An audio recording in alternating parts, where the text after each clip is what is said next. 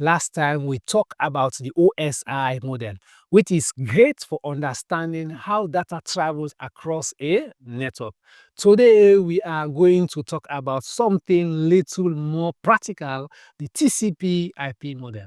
This one is used in real-world networking. We need to grab the concept of the differences between the OSI and the TCP. So what's the difference between the OSI model and the TCP model? Think of the OSI model as a theoretical guide, while the TCP IP model is what we actually use when setting up and managing our networks today. It is based on the Internet core protocols, and it has 4 layers instead of 7. The OSI have 7 layers and the TCP have 4 layers.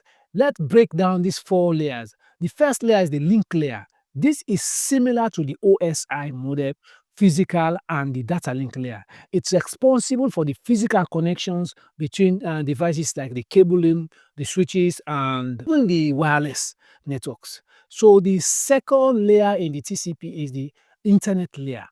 This layer is where IP addresses live, possible for getting data from one network to another, like when you are sending data across the network. Then we have the transport layer. The transport layer, this layer handles how data is delivered between devices, but it has 2 protocols you need to be aware of. The TCP, which is the transmission control protocol, and the UDP, user datagram protocol. The TCP makes sure data is sent in the correct order, while the UDP, the user datagram protocol, send data quickly, even if it's not in order.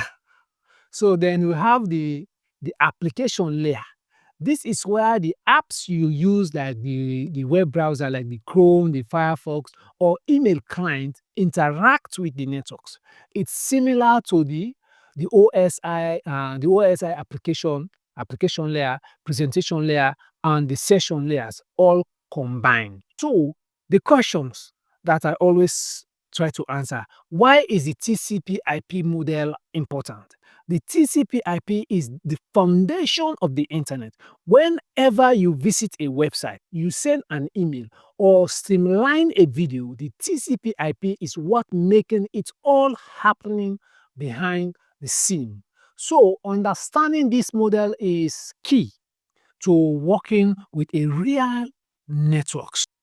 And that's the TCP IP model.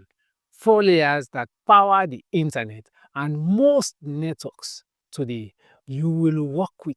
In the next video, we will dive into subnets and how they help organize large networks. So don't forget to like, subscribe, and hit that bell icon so you don't miss any of the videos.